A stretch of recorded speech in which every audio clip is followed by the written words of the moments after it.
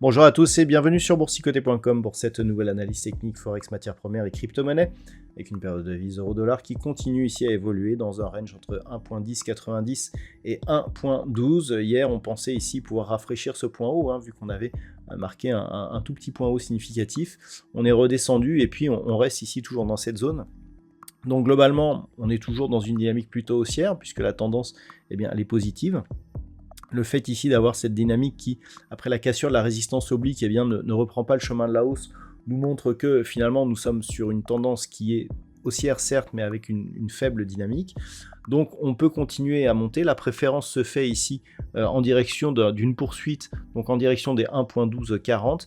Et globalement, tant que l'on reste ici au-dessus des 1.1090, c'est toujours la hausse qui, même si elle est faible, continue à dominer. Sur la paire de devises livre sterling contre dollar américain, c'est toujours un peu plus dynamique, puisqu'on est venu confirmer ici donc, ce fameux objectif que je vous indiquais comme étant un objectif lié à une extension de Fibonacci. Vous voyez que les extensions de Fibonacci sont significatives, on l'avait mesuré à partir de cette phase de consolidation. Et là, on voit qu'elle agit bien sur les cours actuellement. C'était une zone qui était inconnue auparavant. Donc clairement, le fait ici que l'on ait cette zone montre qu'on est dans une construction technique. Suite à l'atteinte de cet objectif, on n'est pas revenu sur l'ancienne zone de cassure qui était à 1.3270. Et donc clairement, le fait que l'on consolide et que l'on revienne ici, indique que l'on est sur une construction technique qui devrait, je dis bien qui devrait, aboutir à une cassure ici de cette zone des 1.3422. Donc on est toujours ici dans cette dynamique. On pourrait aller marquer de nouveaux plus hauts significatifs. Au niveau des prochains objectifs, on est sur des niveaux qui n'ont plus été vus depuis plus de 2 ans. Alors nous avons ici des objectifs à 1.3645 et 1.3749. Ce sont des anciennes résistances. Puis une extension, la deuxième extension de Fibonacci. Mais vu que l'on n'a plus ici une montée directe, cette zone devient un peu moins probable. Donc une zone de Fibonacci ici à 1.3680. Donc globalement, c'est la zone d'objectif que l'on peut attendre si une cassure rapide de la zone des 1.3422 était observée. Sur l'or, on continue à monter, puisqu'après avoir connu ici une cassure de cette zone des 2478 $ l'once, on inscrit des records quasiment tous les jours. On dépasse allègrement désormais les 2600 $ l'once. On a marqué un plus haut sur cette cotation donc à 2685,60. Donc globalement, ça reste haussier. Il n'y a pas encore de signal d'affaiblissement, si ce n'est au niveau des volumes, mais là, ce n'est pas très grave. Au niveau des indicateurs, ça reste toujours très positif.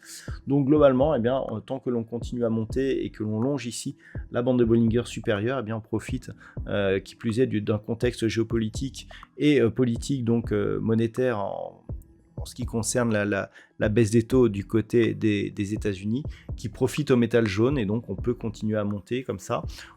Lorsque l'on aura des signaux de surchauffe, il sera intéressant d'observer si une consolidation se met en place, mais pour l'instant ce n'a pas l'air d'être le cas, donc ça reste positif sur le métal jaune. Puis hier, je vous indiquais que l'échec de franchissement ici de cette zone des 71,20 sur le WTI nous donnait un signal de poursuite du mouvement baissier, puisqu'on n'avait pas réussi à franchir durablement ici cette moyenne mobile 20 exponentielle et cette ancienne zone de support. C'est confirmé, on revient ici sur cette zone des 67,50 $ le baril, zone qui était déjà identifiée auparavant. Donc le prochain objectif ici, c'est un retour sur cette zone des 64,60 $ le baril, avant éventuellement de revenir ici sur cette zone des 62 $ le baril, zone qui était ici une phase de support sur cette zone d'évolution que nous avions eu au tout début de l'année. Donc on le voit ici, de toute façon on avait validé un quasi double top d'un point de vue moyen terme sur cette configuration. Le fait que l'on casse ici et que l'on revienne nous indique qu'on est tout simplement dans une dynamique de poursuite en direction de cette zone ici des 62 $ le baril. Tout se jouera si on parvient à casser ici cette zone des 67,50 et puis la zone de point bas ici que nous avions connue au début du mois de septembre. Et puis enfin au niveau du Bitcoin, eh bien, on reste dans une dynamique donc haussière. On avait ici une petite tendance haussière qui s'est un petit peu calmée suite au franchissement et au retour du Bitcoin dans la zone 61-67 000 dollars. Là, on est ici sur une phase de stabilisation. Il semblerait que l'on veuille reprendre la dynamique. D'un point de vue court terme, on a eu contact vol supérieur, on est au-dessus de la moyenne mobile 20 exponentielle, donc ça reste positif et ça le restera tant que l'on sera au-dessus ici des 61 000 dollars le Bitcoin. À voir si on parvient à casser ici cette zone des 67 100, auquel cas on pourrait revenir ici sur cette zone de point haut proche des 69 500 dollars pour un Bitcoin avant d'attaquer les zones de record. Donc ça reste positif sur cette crypto-monnaie.